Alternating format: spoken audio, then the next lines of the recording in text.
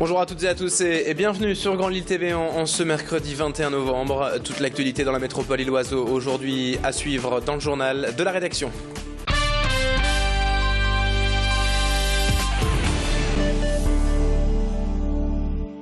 Consommer autrement afin de réduire nos déchets. Tel est l'enjeu durant cette semaine européenne de réduction des déchets. Pour la 3e année consécutive, partout en Europe, plus de 14 000 actions de sensibilisation ont été menées dans 30 pays.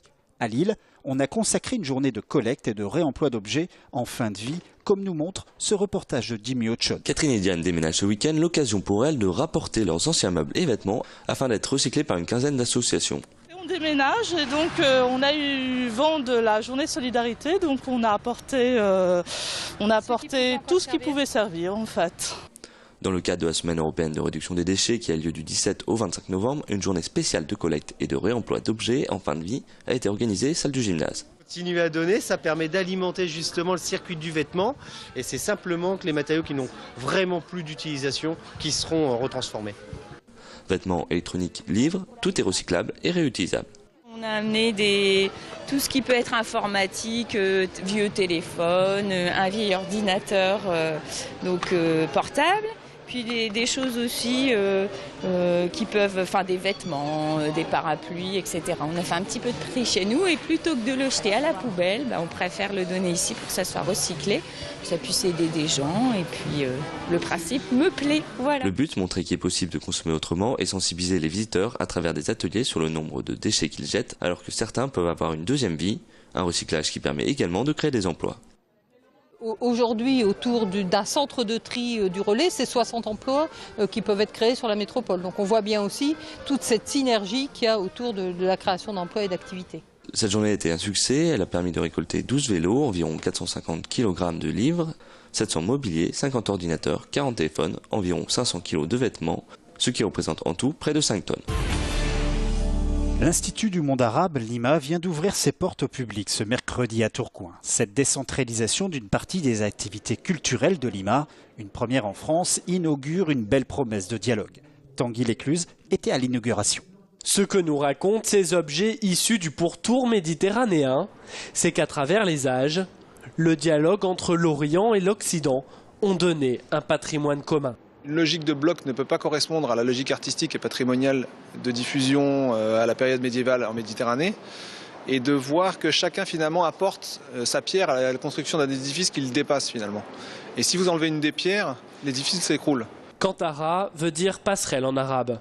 C'est le nom donné à la première exposition de l'Institut du monde arabe régional. Installé à Tourcoing, dans la zone de l'Union, ce renom de la culture parisienne a décentralisé une partie de ses activités près de chez nous. C'est de la diplomatie, c'est du savoir et donc je pense que c'est important pour tout le monde. Il y a une population d'origine nord-africaine très importante et donc il est important pour les Français de souche, si je puis dire, comme pour les Français d'origine nord-africaine, que chacun sache d'où il vient. Concerts, conférences, cours de langue, les 800 mètres carrés de cette ancienne usine sont prêts à accueillir le grand public. La pratique d'une activité physique régulière est un enjeu de santé publique. Ce nouveau centre, Cap Lille Forme et Santé, situé au pied du Grand Stade, répondra à toutes les attentes des sportifs professionnels mais aussi amateurs. Mathilde Espinaz nous dévoile quelques facettes de cette nouvelle structure qui vient d'ouvrir cette semaine. Un exercice un peu particulier pour cet athlète, les jambes enfermées dans une bulle. On va glisser l'athlète ou la personne à l'intérieur de la bulle et elle va être en apesanteur. On a une soufflerie qui est à l'avant en fait de la machine qui va injecter de l'air et qui va venir alléger la personne qui est en train de courir ou qui est en train de marcher jusqu'à 80% de son poids. Une machine parmi tant d'autres ici au Cap Lille Forme et Santé. Cet espace situé au pied du Grand Stade est destiné à accueillir des sportifs professionnels mais aussi des amateurs.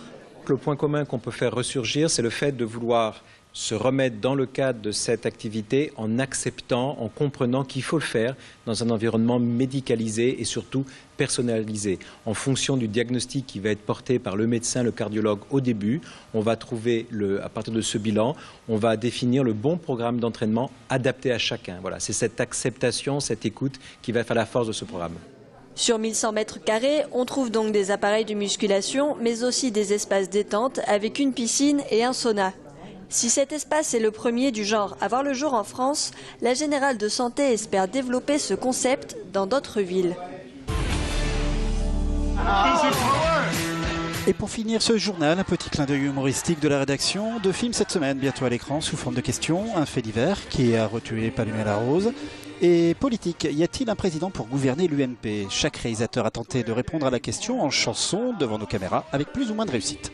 Famille Pamela, famille Pamela, je suis le père, au premier c'est Cordé. Tu es la mère, tu es le père, au deuxième c'est Cordé. La famille Pamela, au troisième c'est Cordé. Et pour tous c'est l'UMP. Pour le fait divers, réponse à la sortie du film le 5 décembre prochain. Et pour le deuxième, eh bien, il faut essayer de garder le sourire. Pas de date prévue encore. Mais Olivier Barou a une petite idée sur la question. Ce film est loin d'être terminé.